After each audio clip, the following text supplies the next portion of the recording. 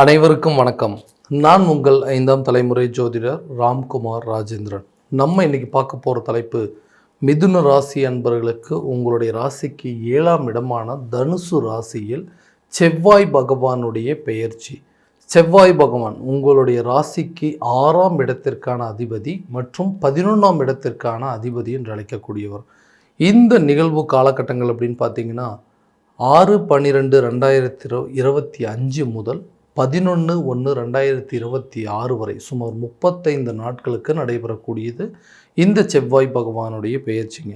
இந்த நிகழ்வு காலகட்டங்களில் மிதுன ராசி அன்பர்களுக்கு தங்களுடைய வாழ்க்கையில் எந்த விதமான அற்புதங்கள் மற்றும் மேன்மைகளை தரப்போகுது அப்படிங்கிறத இந்த காணொலியில் தெளிவாகவும் துல்லியமாகவும் பார்க்கலாங்க. நம்ம சேனலை ஃபஸ்ட் டைம் பார்க்குறவங்க அதை சப்ஸ்கிரைப் பண்ணிக்கோங்க. பெல் பட்டனை கிளிக் பண்ணி ஆல் அப்படிங்கிற ஆப்ஷன் கொடுத்துக்கோங்க. மிதுன ராசி அன்பர்கள் புதன் பகவானை அதிபதியாக கொண்டவர்கள், மிக புத்திசாலித்தனமானவர்கள் அப்படின்னே சொல்லலாங்க. எந்த ஒரு விஷயத்தையுமே ஒரு தடவைக்கு 4 தடவை யோசித்து பொறுமையாக நிதானமாக நின்று செயல்படக்கூடிய ஒரு ராசிக்காரர்கள். தன்னுடைய வாழ்க்கையில் எல்லா விஷயத்தையுமே பார்த்து தான் செய்கிறாங்க. ஆனால் எனக்கு மட்டும் ஏன் இப்படி நடக்குது? ஏன்னா கூட இருக்கக்கூடிய நெருங்கிய நண்பர்களே நமக்கு துரோகம் செய்யக்கூடிய அளவுக்கு சில சூழல் அப்படிங்கிறது ஏற்பட்டுருச்சுங்க. எல்லா விதத்துலேயும் ஏமாற்றங்களையும் நஷ்டங்களையும் இழப்புகளையும் நான் சந்திச்சிட்டேன். கூட இருக்கிறவங்களே என்னை விட்டு பிரிஞ்சு போகிற மாதிரி சில சூழல் அப்படிங்கிறது இருந்துருச்சு. துரோகத்தை சந்திக்கக்கூடிய நிலை, எல்லாருமே என்னை ஏமாற்றிக்கிட்டே இருக்கிறாங்க. யாருக்கும் நான் எந்த ஒரு கெடுதலும் பண்ணதில்லை, எல்லாருக்கும் ஆதரவாக தான் இருந்திருக்குனே தவிர எனக்கு இன்றைக்கி ஆறுதல் சொல்கிறதுக்கு கூட யாருமே இல்லாத ஒரு நிலை. நிறைய விஷயங்கள், நிறைய முயற்சிகள் எல்லாம் பண்ணிகிட்டே இருக்கேன். வாழ்க்கையில் எப்படியாவது ஜெயிச்சிடணும், எப்படியாவது போராடி சக்ஸஸ் ஆயிடணும் அப்படின்னு நினச்சி ஒரு தொழிலை தொடங்கணும்னு நினைக்கிறேன். அதுவுமே சரியான விதத்தில் என்னால் பண்ண முடியல. அட்லீஸ்ட் ஒரு வேலைக்கு போகலான்னு நினச்சா அந்த வேலையும் எனக்கு நிரந்தரமாக இருக்க மாட்டேங்குதுங்க. இருக்கிற தொழிலை விட்டு வேலைக்கு போகலாம் அப்படிங்கிற அளவுக்கு சில சூழ்நிலைகள் வந்துருச்சு. உதவி செய்கிறதுக்கு யாருமே எந்த ஒரு விதத்துலையும் எனக்கு சப்போர்ட் அப்படிங்கிறது கிடையவே கிடையாது. ஸோ இதெல்லாம் பரவாயில்லைங்க. கணவன் மனைவிக்குடைய சூழ்நிலையாவது நல்லபடியாக இருக்குமே பார்த்தா அவங்களும் எனக்கு ஏதாவது ஒரு விதத்தில் தேவையில்லாத துரோகங்களை செய்யக்கூடிய அளவுக்கு, துரோகங்களையும் வஞ்சனங்களையும் செய்யக்கூடிய அளவுக்கு சூழ்நிலைகள் அப்படிங்கிறது ஏற்பட்டுச்சு. யாரை நம்பணுமோ அவங்களே நம்மளை ஏமாற்றக்கூடிய ஒரு நிலை. நினச்சபடி என்னுடைய வாழ்க்கையை சரியான விதத்தில் அமைச்சிக்க முடியல. நிறைய பிரச்சனைகளை பார்த்துட்டேங்க. இதனால் சட்ட ரீதியான சில பிரச்சனைகள், வம்பு வழக்கு பிரச்சனை, கோர்ட்டு கேஸ் பிரச்சனை எல்லாத்தையும் பார்த்து மன உளைச்சலாகி இதனால் பணத்தை நிறைய விஷயங்கள் இழந்து பண தேவைகளை பூர்த்தி செய்ய முடியாத அளவுக்கு சில சூழ்நிலைகள் அப்படிங்கிறது ஏற்பட்டுச்சு. எனக்கு விரும்பிய நபர்கள் கூட என்னை நிறைய பேர் விட்டுட்டு போகிற மாதிரி ஒரு நிலை. இந்த கஷ்டங்கள் எல்லாத்தையும் அனுபவிச்சிங்க. இந்த பிரச்சனையிலேருந்து எப்படியாவது வெளியே வரமாட்டோமான்னு யோசிக்கக்கூடிய இந்த நபர்களுக்கு இந்த 7ஆம் இடமான தனுசு ராசியில், அதாவது கலஸ்தர ஸ்தானத்தில் நடைபெறக்கூடிய இந்த செவ்வாய் பகவானுடைய பயிற்சி காலகட்டங்களில் நிறைய விஷயங்கள் மாற்றம் கொண்டு வரக்கூடிய ஒரு காலகட்டமாக இருக்க போது. புதிய தொழிலை தொடங்குவதற்கான ஒரு வாய்ப்பு, தொழிலில் நிறைய மாற்றம் செய்வதற்கான சில சூழல், அதே நேரத்தில் அந்த தொழிலுக்கு தேவையான சில முதலீடுகளை செய்யக்கூடிய ஒரு காலகட்டமாக இருக்க போது. இதனால் தொழிலை நல்லபடியாக ஏற்று நடத்தக்கூடிய ஒரு காலகட்டமாக இருக்க போது. இது வரைக்கும் தனியாக செஞ்ச பிஸ்னஸ் கூட புதுசாக பார்ட்னர்ஷிப் மூலமாக கொண்டு போய் அந்த பார்ட்னர்ஷிப் மூலமாக அந்த பிஸ்னஸை பெரிய அளவில் ரன் பண்ணுறதுக்கான சில சூழல் அப்படிங்கிறது ஏற்படுங்க. எதிரிகள் கூட நண்பர்களாக மாறுவாங்க. நிறைய பேர் பார்ட்னர்ஸ் மூலமாக நிறைய பிரச்சனைகள் அப்படிங்கிறது வந்திருக்கும். அந்த பார்ட்னர்ஸில் இருந்த பிரச்சனைகள்லாம் தீர்ந்து பழைய பார்ட்னர்ஸை ஒதுக்கிட்டு புதுசாக சில நபர்களை கொண்டு வரக்கூடிய ஒரு காலகட்டமாக இருக்க போது. கூட்டு தொழில் செய்கிறவங்களுக்கு அதை விட்டுட்டு புதுசாக சொந்தமாக தானே தொழில் செய்யக்கூடிய ஒரு காலகட்டமாக இருக்க போது. தொழிலில் நிறைய மாற்றம் செய்யக்கூடிய ஒரு காலகட்டமாக இருக்க போதுங்க. வேலையில் இருக்கக்கூடிய நபர்கள், வேலை செய்கிற இடத்துல கூட இருக்கிறவங்களே எனக்கு எல்லா விதத்துலேயும் துரோகம் செய்யக்கூடிய நபர்கள், ஏதாவது ஒரு பிரச்சனையில் என்னை மாட்டி விடணும், ஏதாவது ஒரு விதத்தில் எனக்கு துன்புறுத்தணும், என்னுடைய அந்த இடத்துல இருக்கக்கூடிய நற்பெயரை கெடுக்கணும் அப்படின்னு சொல்லி கூட இருக்கிறவங்களே எனக்கு நிறைய துரோகங்கள் செய்கிறாங்க. செய்யாத தவறுக்கு சில நேரத்தில் சில தண்டனைகள் அப்படிங்கிறது கிடைக்கிற மாதிரி இருக்குது. உயர் அதிகாரிகள்கிட்ட என்னால் சரியான விதத்தில் ஒரு பேச்சுவார்த்தைகள் அப்படி நடத்த முடியல. இருக்கிற வேலையை விட்டுட்டு வேறு வேலைக்கு போயிடலாங்கிற அளவுக்கு சில சூழ்நிலைகள் மாற்றம் நடந்துகிட்ருக்கு. அந்த நிலைகள் அப்படிங்கிறது மாறும். நீங்கள் வேலை செய்கிற இடத்துல உங்களுடைய வேலையை புரிஞ்சுக்கிட்டு உங்களுடைய உயர் அதிகாரிகள் உங்களுடைய வேலையை பாராட்டக்கூடிய ஒரு காலகட்டமாக இருக்க போது.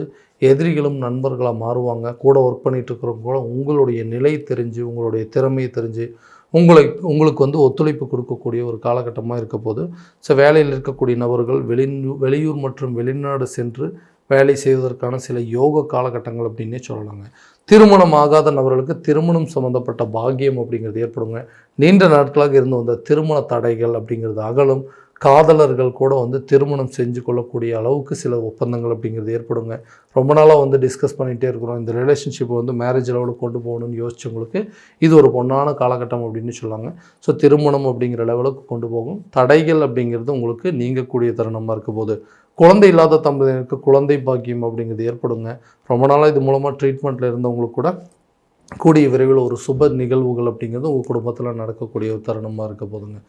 அதே நேரத்தில் இந்த கணவன் மனைவிக்கிடையே இருக்கக்கூடிய கருத்து வேறுபாடுகள், சண்டை சச்சரவுகள் அப்படிங்கிறது விலகும். இந்த 7ஆம் இடம் என்று சொல்லக்கூடிய கலஸ்தர ஸ்தானத்தில் கணவன் மற்றும் மனைவி ஸ்தானம் அப்படின்னு சொல்லாங்க. இவங்களுக்குள்ளே இருக்கக்கூடிய மிஸ் அண்டர்ஸ்டாண்டிங் அப்படிங்கிறது தீரும். ஒருத்தருக்கு ஒருத்தர் அட்ஜஸ்ட் பண்ணி போகக்கூடிய ஒரு தருணமாக இருக்குங்க. கணவன் மனைவிக்கிடையே நல்ல ஒரு ஒற்றுமை அப்படிங்கிறது மேலோங்கும். 2 பேத்துக்குள்ளே இருக்கக்கூடிய பிரச்சனைகளை பேசி தீர்த்து உங்களுக்குள்ள ஒரு நல்ல ஒற்றுமை மேலோங்கக்கூடிய ஒரு காலகட்டமாக இருக்க போது. இதனால் குடும்பத்தில் நல்ல ஒரு அமைதியான ஒரு சூழல் அப்படிங்கிறது, சண்டை சச்சரவு இல்லாத ஒரு வாழ்க்கை, மன வாழ்க்கை அப்படிங்கிறது அடுத்து வரக்கூடிய கொஞ்ச நாள்லேயே இந்த பிரச்சனைலாம் உங்களுக்கு தீரப்போகுதுங்க. சார், ரொம்ப நாளாக வந்துட்டு ஒரு ரிலேஷன்ஷிப்பில் இருந்தால் எங்களுக்குள்ளே இருக்கக்கூடிய பிரச்சனைகள் சம்மந்தமே இல்லாமல் எங்களுக்குள்ள பெரிய பிரிவினைகள் அப்படிங்க ஏற்பட்டுச்சு, எந்த தவறுமே செய்யலைங்க, ஆனால் இதுக்கு இவ்வளோ பெரிய தண்டனையை அனுபவிக்கிறேன், இந்த ரிலேஷன்ஷிப்பை மறுபடியும் பில்ட் பண்ண முடியாதா, மறுபடியும் நாங்கள் ஒன்று சேர முடியாதா, என்னை விட்டுட்டு போனவங்க எனக்கு தேடி திரும்ப வரமாட்டாங்களா, நாங்கள் 2 பேரும் பழையபடி ஒன்றா சேர்ந்து வாழ முடியாதா, ஏன்னா ரொம்ப எங்களை மாதிரி வந்து விருப்பப்பட்டவங்க யாருமே இல்லை, இன்றைக்கி எல்லாத்தையும் ஒதுக்கிட்டு இதெல்லாம் எதுவுமே வேண்டாங்கிற அளவுக்கு நிலைகள் வந்துட்டு இருக்கோம். அந்த நிலைகள் அப்படிங்கிறது மாறும். கூடிய விரைவில் விலகி சென்றவர்கள் கூட உங்களை விரும்பி வந்து சேரக்கூடிய ஒரு காலகட்டமாக இருக்க போது. பிரிந்த நபர்கள் ஒன்று சேரக்கூடிய ஒரு தருணமாக இருக்க போதுங்க. செகண்ட் மேரேஜ் எதிர்பார்த்துட்டு இருக்கவங்க, செகண்ட் பேபிக்கு எதிர்பார்த்துட்டு இருக்கவங்க கூட இது ஒரு நல்ல காலகட்டமாக இருக்க போதுங்க. புதுசாக ஒரு சொத்து வாங்கக்கூடிய யோகமோ, சொந்தமாக ஒரு வீடு கட்டுறதுக்கான யோகமோ, ஒரு இடம் வாங்கிறதுக்கான யோகம், வண்டி வாகனம் சம்மந்தப்பட்ட யோகங்களை பெறக்கூடிய ஒரு காலகட்டமாக இருக்க போது. ரொம்ப நாளாக பிளான் பண்ணிகிட்டு இருப்பீங்க, ஒரு இடம் வாங்கணும், வீடு கட்டணும், சொந்தமாக நமக்குன்னு ஒரு வண்டி வாகனம் வாங்கணும்னு. அதுக்கு உண்டான பிளான் பண்ணக்கூடிய ஒரு காலகட்டம். அதற்கு தேவையான நிதி உதவிகள் அப்படிங்கிறது உங்களுக்கு கண்டிப்பாக கிடைக்குங்க. கடன் சம்மந்தப்பட்ட விஷயத்திலிருந்து வெளியே வரக்கூடிய ஒரு காலமாக இருக்க போகுது. ஏன்னா கடனால் இன்றைக்கி நிறைய கஷ்டங்களை அனுபவிச்சாச்சு. இந்த மன உளைச்சல், மன வேதனைகள் அப்படிங்கிறது ரொம்ப ஜாஸ்தியாக இருக்குது. இந்த கடனை எப்படியாவது அடைக்கணுங்க. வரக்கூடிய காலகட்டங்கள்லையாவது இந்த கடன் இல்லாத ஒரு வாழ்க்கையை வாழணும் அப்படின்னு சொல்லி அதுக்காக நிறைய முயற்சி பண்ணுறோம். எனக்கு வர வேண்டிய தொகைகள் வந்து சேரலைங்க. அதே மாதிரி ஏதாவது ஒரு ப்ராப்பர்ட்டியை விற்றாவது இந்த கடனை அடைக்கலான்னா அதுவும் சரியான விலைக்கு போக மாட்டேங்குது அப்படின்னு சொல்லுவாங்க. இந்த செவ்வாய் பகவான், நிலம் மற்றும் கட்டிடம் சார்ந்த யோகங்களை கொடுக்கக்கூடிய இந்த செவ்வாய் பகவான் கண்டிப்பாக உங்களுக்கு இடம் சார்ந்த சில யோகத்தையும், வீடு கட்டுவதற்கான சில முயற்சிகள், வண்டி வாகனம் சம்மந்தப்பட்ட ஒரு யோகங்கள் அப்படிங்கிறத கட்டாயமாக உருவாக்குவார். ஆரோக்கியத்தில் இருக்கக்கூடிய பாதிப்புகள் படிப்படியாக குறையுங்க. நீண்ட நாட்களாக உடல் ரீதியாக இருந்த அந்த தொந்தரவு அப்படிங்கிறது கண்டிப்பாக உங்களை விட்டு விலக போகுது. அதுக்கு உண்டானபடி சில அறுவை சிகிச்சை செய்யக்கூடிய ஒரு காலகட்டமாக இருக்க போது. ட்ரீட்மெண்ட் அப்படிங்கிறது ஒரு பெட்டர் சொல்யூஷனாக இருக்க போதுங்க. கல்வி ரீதியாக இது வரைக்கும் இருந்து அந்த தடைகள் அப்படிங்கிறது அகலம். கல்வியில் நல்ல ஒரு மேன்மை அப்படிங்கிறது உருவாகுங்க. நல்ல ஒரு புத்திசாலித்தனமாக செயல்பட்டு நல்ல ஒரு மதிப்பெண் பெறக்கூடிய ஒரு காலகட்டமாக இருக்க போதுங்க. ஸோ இந்த காலகட்டங்களில் நிறைய தேவைகள் அப்படிங்கிறது இருக்குங்க. ஏன்னா நம்மளை நிறைய விஷயங்கள் எல்லோரும் வந்து துரோகம் பண்ணியிருப்பாங்க.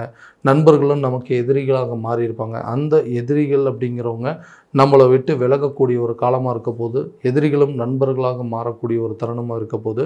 பார்ட்னர்ஷிப்பில் வந்த பிரச்சனைகள், உங்களை விட்டு விலகி போனவங்க கூட அவங்க செய்த தவறுகளை உணர்ந்து உங்கள்கிட்ட வந்து சேரக்கூடிய ஒரு காலகட்டமாக இருக்க போது. நண்பர்கள் அப்படிங்கிறவங்க எதிரியாக இருந்தவங்களும் உங்களுக்கு நண்பர்களாக மாறக்கூடிய ஒரு காலகட்டமாக இருக்க போதுங்க. நிறைய சொத்து உண்டான சேர்க்கைகள் அப்படிங்கிறது ஏற்படுங்க. கணவன் மனைவிக்கிடையே நல்ல ஒரு ஒற்றுமை அப்படிங்கிறது மேலோங்கும். காதலர்கள் மத்தியில் நல்ல ஒரு அந்யோன்யமும், கணவன் அதே மாதிரி பிரிஞ்சு போனவங்க கூட ஒன்று சேருவதற்கான சில வாய்ப்புகள் அப்படிங்கிறது இந்த காலகட்டங்களில் கண்டிப்பாக உருவாகுங்க. ஸோ இது வரைக்கும் நம்ம பார்த்ததெல்லாம் கோச்சார ரீதியான பலன்கள் மட்டும்தான். இந்த பலன்கள் அனைத்தும் உங்களுக்கு நடக்குமானா உங்களுடைய சுய ஜாதகத்தை முழுமையாக தெரிஞ்சுக்கிட்டு அதற்குண்டானபடி சில முயற்சிகள் எடுக்கும்போது வாழ்க்கையில் எல்லா விதமான வெற்றிகள் அப்படிங்கிறது கண்டிப்பாக உங்களுக்கு கிடைக்குங்க. உங்களுடைய ஜாதகத்தை எங்கிட்ட பார்க்கணும்னு விருப்பப்பட்டீங்கன்னா கீழே தெரியிற நம்பருக்கு காண்டாக்ட் பண்ணி அப்பாயின்மெண்ட் ஃபிக்ஸ் பண்ணிக்கோங்க. அப்படி இல்லையா உங்களோட ஜாதகத்தை வாட்ஸ்அப் மூலமாக அனுப்பிச்சி வச்சிங்க அப்படின்னா தெளிவான முறையில் கணிச்சு துல்லியமான பலன்கள் அப்படிங்கிறது உங்களுக்கு தெரியப்படுத்தப்படுங்க. மீண்டும் அடுத்த காணொலியில் உங்களை சந்திக்கும் வரை உங்களிடமிருந்து விடைபெறுவது உங்கள் ராம்குமார் ராஜேந்திரன். நன்றி.